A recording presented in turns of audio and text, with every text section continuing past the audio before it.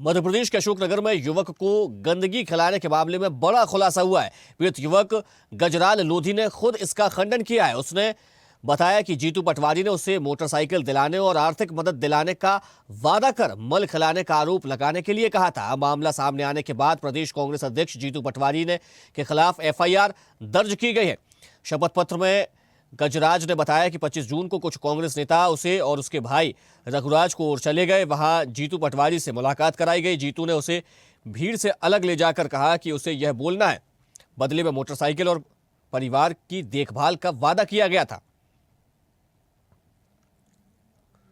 तो अब इस मामले को लेकर एक बड़ा खुलासा खुद पीड़ित व्यक्ति ने किया है, जिस पर पहले कहा जा रहा था कि उसे मल खिलाया गया है, लेकिन अब उसने कहा है कि इस बात को लेकर उसे उकसाया गया था और पीसीसी चीफ जीतू पटवारी पर उसने यह आरोप लगाया है कि उसने उसे आर्थिक सहायता देने के प्रलोभन दिया और उसके बाद फिर उससे ये बात कहलवाई।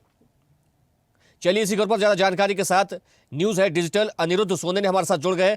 अनिरुद्ध, जहां पहले ये पूरे मामले को लेकर ये कहा जा रहा था कि युवक को मल खिलाया गया है और इसको लेकर सियासत भी देखने को मिली थी। जीतू पटवारी खुद एक वीडियो के बाद भी सामने आए, उन्होंने कहा कि ये जो घटना हुई है गलत हुई, लेकिन अब उस पूरे मामले को लेकर युवक ने यह खुलासा किया है कि खुद जीतू पटवारी ने उसे पैसों का प्रलोभन देकर के, यानी कि उसको आर्थिक सहायता का प्रलोभन देकर ये बात कहलवाई थी। देखिए, मध्य प्रदेश के अशोकनगर में जो युवक को गंदगी खिलाने का मामला हुआ है, उसमें मध्य प्रदेश कांग्रेस के प्रदेश अध्यक्ष जीतू पटवारी पर एफआईआर दर्ज की गई है। और जीतू पटवारी ने जिस युवक को लेकर तरह तरह के आरोप सरकार पे लगाए थे, पुलिस पे लगाए थे, प्रशासन पे लगाए थे, वो सब गलत साबित हुए।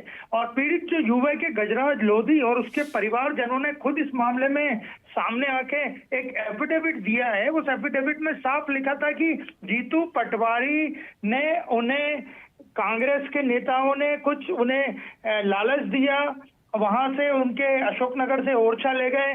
वहां जो स्थानीय नेता थे उन्होंने जीतू पटवारी से उसकी मुलाकात करवाई और पैसा और परिवार को लालच का बहाना दिया, मोटरसाइकिल देने का बहाना दिया और कहा कि इस तरह बोलो कि मुझे गंदगी खिलाई गई है। तो इस पूरे मामले में जब गजराज लोधी खुद ही सामने आ गया है और उसके परिवारजनों ने भी स्वीकार कर लिया है कि ये सब गलत था और लालच में उन्होंने किया था, तो इस मामले में जीतू पटवारी पे एफआईआर दर्ज हो गई है।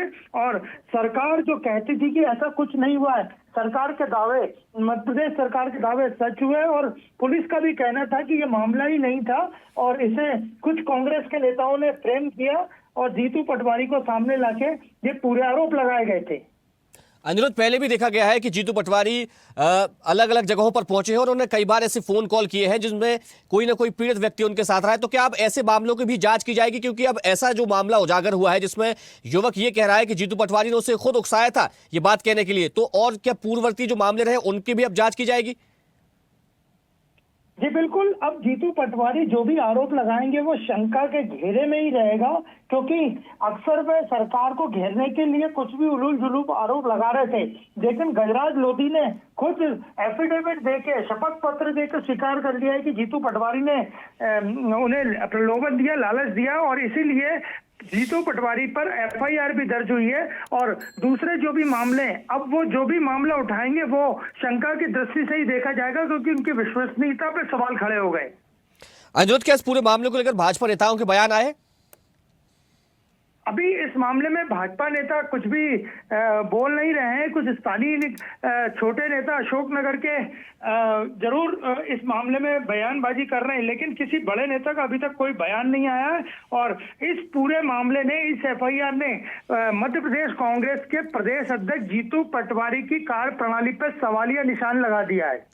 बिल्कुल अनिरुद्ध, तो इस पूरे मामले के बाद से मध्य प्रदेश की सियासत गर्मा गई। तमाम जानकारी के लिए आपका बहुत धन्यवाद।